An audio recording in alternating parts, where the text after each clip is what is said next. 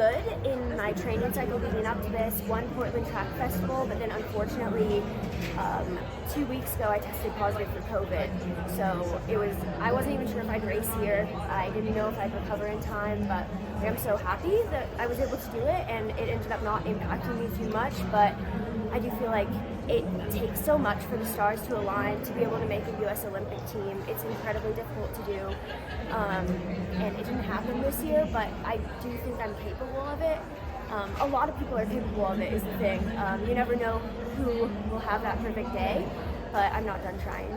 There are races left this season. I mean, do you call it a season after today, or do you feel like you want to continue and maybe find a couple races to see what you can do? Yeah, no, I don't think that this is the end of my season.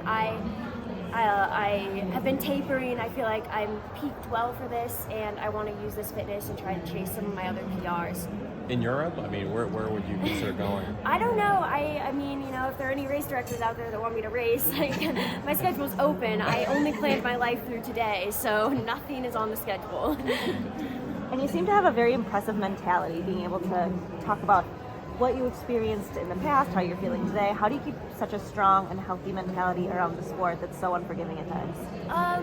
I think most of it is just my support system, my family, my parents, my sister, my boyfriend, my coach, my friends.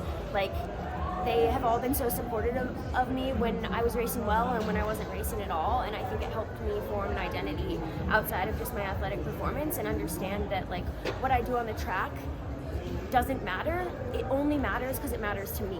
So it's not like indicative of my worth as a human or what I have to give to the world. It's just something that I really want for my own personal fulfillment.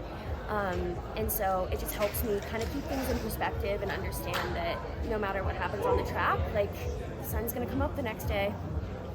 Can you compare your, middle state during track races before the 3-year gap and now? Because on track compared to trail, huge different vibe, right?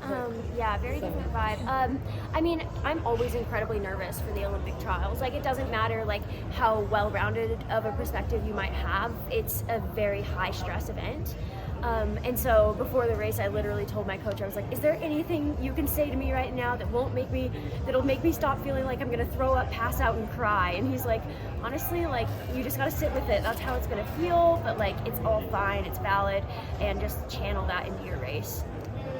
Were you teammates with Marissa in college?